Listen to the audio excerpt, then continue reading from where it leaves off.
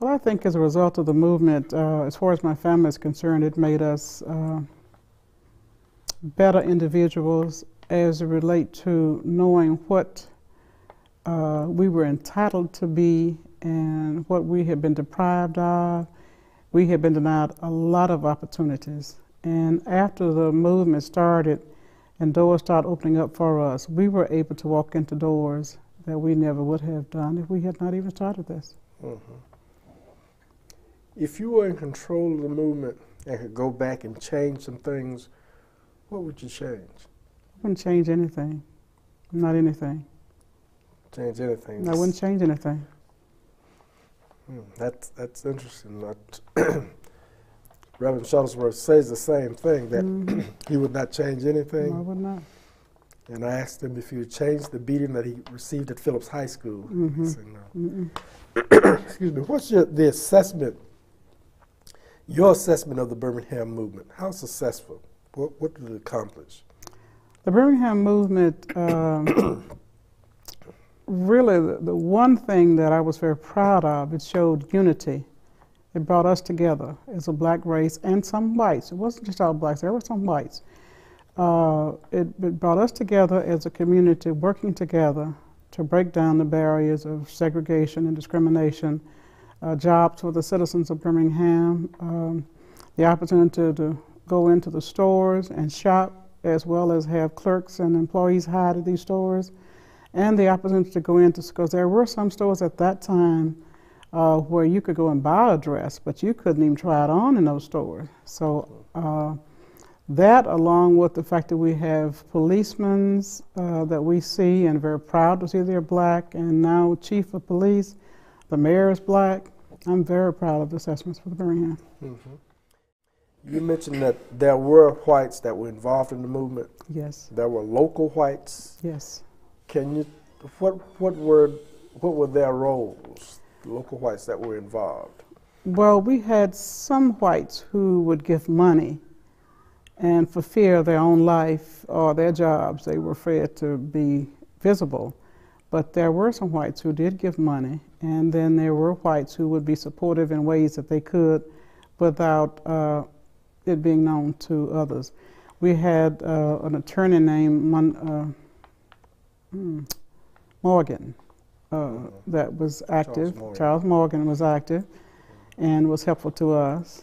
Of course, he had to later leave the city, but he was active.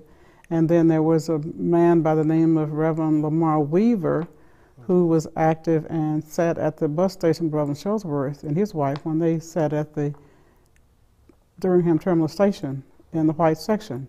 Right. And of course he had to leave, but there were whites that did not. Were there any whites that demonstrated in the Birmingham movement during April and May of 1963 that were local people? Not to my knowledge. Mm-hmm. Oh, there was one question. You mentioned in 1962 when you went to Brandeis, yes, you saw Angela Davis. How did you know Angela Davis? She came up to me after the meeting was over and told me who she was and where she lived. And she said, I am just shocked to hear all of this stuff. So that's my home. She said, I have been sheltered. She said, I heard the bombs, but I had no idea what was causing that bombing. And I said, well, Angela, I hate you were sheltered, but that is Birmingham. And she was really shocked to know that all these things were going on, had gone in Birmingham. She said her mother and father kept her sheltered from that. Have you seen her since then? No, only on TV or in the magazine. Mm-hmm. Yeah. Okay. Is there anything else that you would like to add that we've not dealt with that relates to the movement and how it actually evolves over time?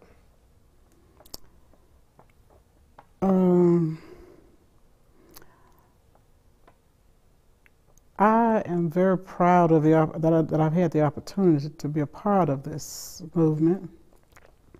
I don't regret anything that I contributed to the movement. And I think that Birmingham, in fact, I know Birmingham is a much better city to live in than it was prior to the movement. Mm-hmm. let me just step back just for one instance and ask you about, were you ever one of those that rode the buses with Reverend Shuttlesworth